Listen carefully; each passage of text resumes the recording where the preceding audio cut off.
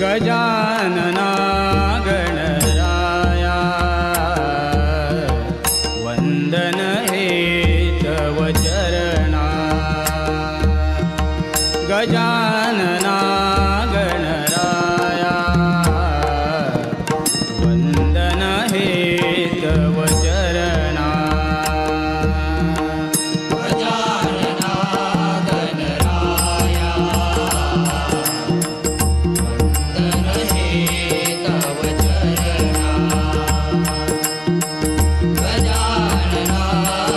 नमस्कार, मी भगवान शेलटे कोकण साध लाईव्हच्या मालवणी गझल या भागात तुमचं सगळ्यांचं स्वागत करत आहे. मी आत्ता असं आहे मोटरे गावात. कोकणातल्या पोरांकडे टॅलेंट प्रचंड, म्हणजे कोकणी कलाकारांची खाणच म्हटली जातात आणि एक ओरड मारली जातात की कोकणात रोजगार नाही. पण इथे जा टॅलेंट इथले जे कला आहेत त्याच्यातून सुद्धा रोजगार आपण तयार करू शकतो आणि हा सिद्ध केल्याने मोटरे गावातल्या गणेश मेसरी माझ्यासोबत गणेश आत्ता शाळा बघितली तुझी, बरेच गणपती आहेत. साधारण किती वर्षापासून ह्या गणेश मूर्तीच्या व्यवसायात आहे तू? तरी 2-3 वर्ष मी ह्या गणपतीचं काम करत आहे. पहिली 3-4 वर्ष दुसरीकडे काम केलं आहे, शिकलं आहे सगळा व्यवस्थित आणि त्याच्यानंतर मी स्वतःचा ह्या सगळा उभ्या केल्या. म्हणजे घरची अशी काय बॅकग्राऊंड होती, काय घरात पण गणपती वडील वगैरे नाही करीत गणपती. मला लहानपणापासून आवड होती एक गणपती कामाची, त्याच्यामुळे तर सगळं मी त्याच फील्डमध्ये उतरलं. म्हणजे तू शाळेत असल्यापासून गणपती थोडा होय.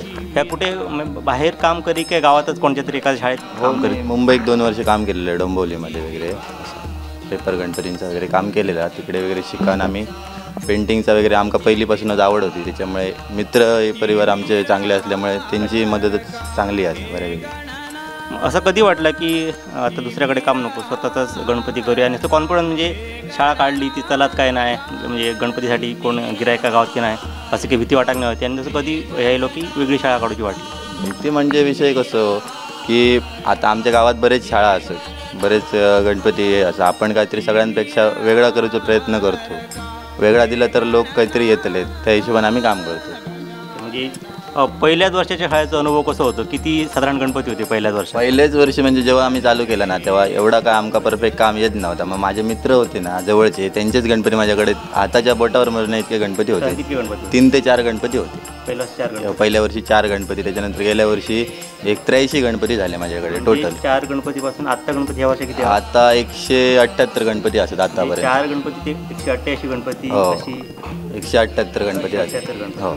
कारण ते आता गावातलेच गणपती जे असतात की आता नाही, माझ्याकडे मालवणचे, कुडाळचे, परत गोवा मार्केटचे बऱ्यापैकी गणपती असतात. मी असं काय झाला की बाबा इतके म्हणजे लांब गणपती वगैरे? म्हणजे आम्ही जी प्रत्येक जी मूर्ती करतो गणपतीची ना ती स्वतःची आपली मूर्ती अशी समजानच काम करतो. म्हणजे त्या गणपतीवाल्या असं वाटावं की बाबा मूर्ती चांगलीच बनवता, त्या हिशोबानेच आम्ही गणपती करतो की आवडतच होई समोरच्या माणसांक मूर्ती. आणि जसं समोरचा जो कस्टमर आमका सांगतलो की बाबा मला अशा पद्धतीचं आहे, म्हणजे त्याच्या चॉईसप्रमाणे आम्ही करून देतो गणपती.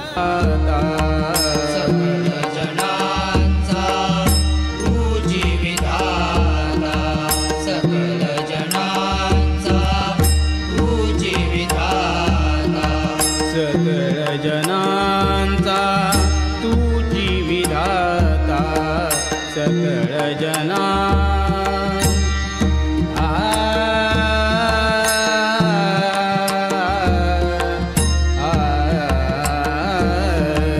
सकळ जनांचा तुझी विधाता, सकळ जनांचा तुझी.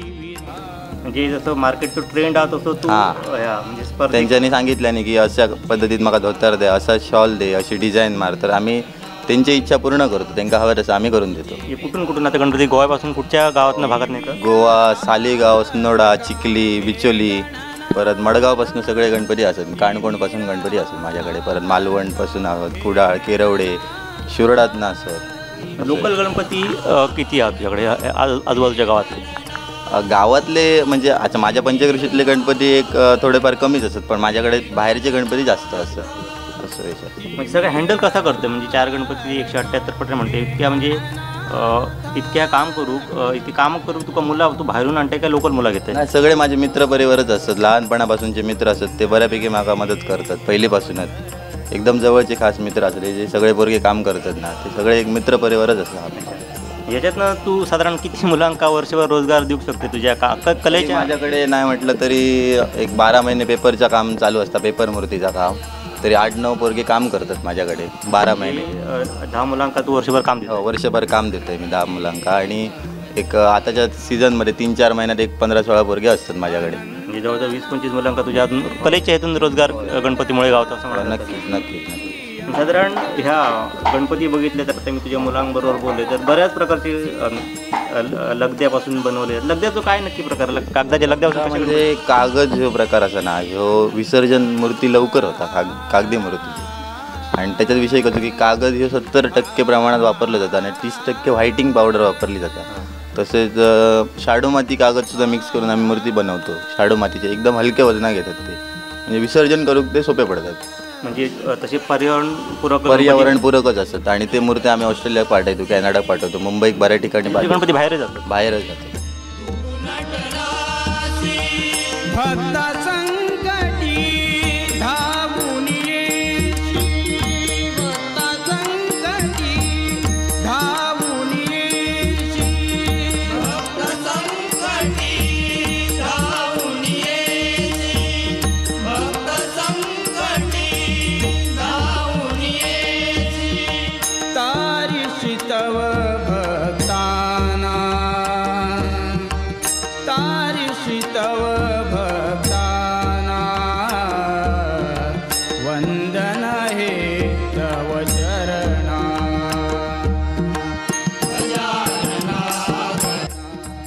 ही ऑर्डर कशामुळे, म्हणजे कॅनडा वगैरे ही ऑर्डर कधी का सुरू झाली?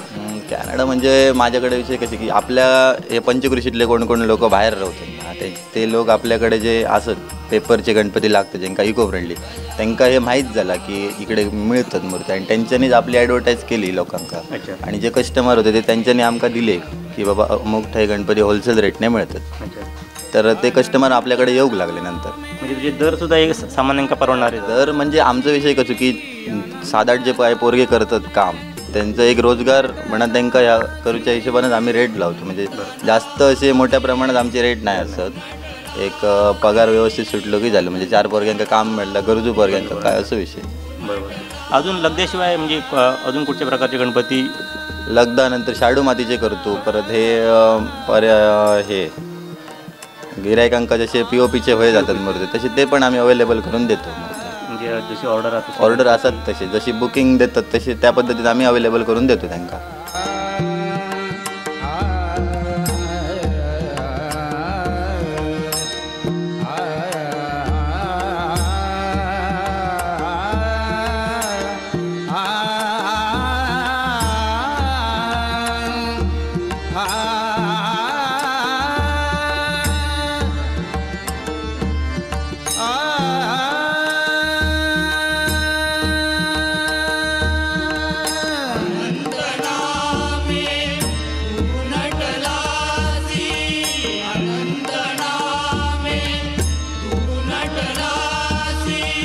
भक्ता संकटी धावून येशी, भक्ता संकटी धावून येशी.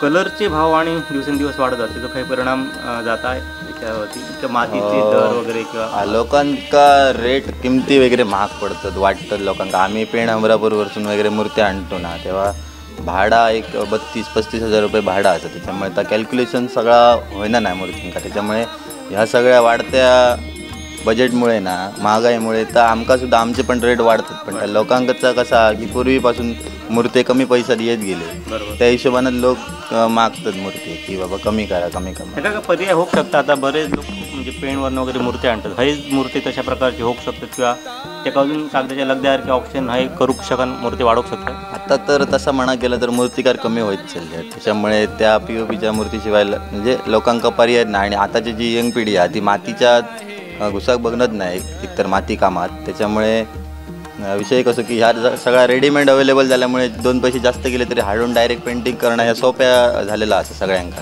त्याच्यामुळे ह्याच्यावरच जास्त तर भर देतात. आणि हे पोरगे कसे की मूर्तिकार ह्यो प्रत्येकाचा व्यवसाय नाही, आता थोडे पार्ट टाईम करतात की 15 दिवस पहिली गणपती आणतात आणि डायरेक्ट ते काय असत ते गणपती दरवर्षीप्रमाणे करतात.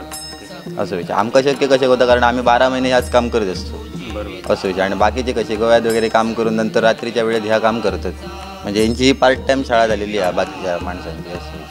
अजून एक गणपतीमध्ये गणपतीच्या मटेरियलमध्ये एक प्रकार येतात गोमय गणेश, म्हणजे गाईच्या शेणापासून गणेश मूर्ती. ह्याचा कधी तू अवलंब आहे सर, म्हणजे कधी प्रयोग करून बघितलं? आमच्या इकडे मळगावकर सर म्हणत असत ते ह्या करतात गोमया मातीचा ह्या, पण आम्ही अजूनपर्यंत तर ट्राय करूक नाही. आम्ही पेपरचेच मूर्ती बनवतो. भविष्यात म्हणजे गाईचा शेण ह्या चांगलं पर्याय होऊ शकतो असं वाटतं? चांगलं पर्याय होऊ शकतं.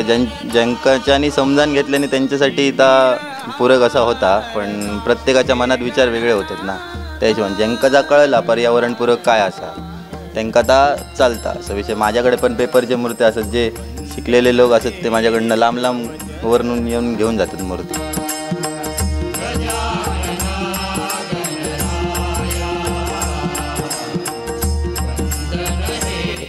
आणि आपल्या लोकांका वेगळा वाटतं की आपण कागदाची मूर्ती कशी बुजूची, असं वेगवेगळे विचार येतात प्रत्येकाच्या मनात. बरोबर. असं भविष्यात काय प्लॅन असतात? अजून शाळा तुझे एकंदरीत तुझं काम बघून वाटतं की गणपतींचे मूर्तींची संख्या वाढतली, अजून काय भविष्यात वेगळे प्लॅन आहात तुझे? भविष्यात म्हणजे माझी एवढीच इच्छा आहे की माझ्याकडे माझे जे मित्रवर्ग आहात त्यांना एक हे जे गोव्यात वगैरे कामाक जातात 15-20 हजार रुपये पगार, ह्याच्यात त्यांना ट्रॅव्हलिंग जेवण खावण सगळा ह्या सगळा काय त्यांना काय हातात किती रवतात ह्यो विषय. मग मी एवढी इच्छा म्हणजे माझी असा की जे काय आहोत 10-12 मित्र माझे किंवा अजून कोण गरजू असत मित्र, म्हणजे कुठचेही असावे, त्यांना एक काम देवतं एवढीच इच्छा, बाकी काय नाही गरजू. नक्कीच. म्हणजे खरंच गणेशची इच्छा चांगली आहे की हसून ह्या मातीत कामाची संधी असताना 10-15 हजारासाठी जे गोव्यात किंवा बाहेर काही कामाक जातात ते 10-15 हजार आहेत तो त्याच्या कलेच्या माध्यमातून गणपतीच्या कृपेने मिळवून देता, आणि तिची जी इच्छा ती गणपती पुरी करू दे अशी मी कोकणसादकडून अपेक्षा करत आहे.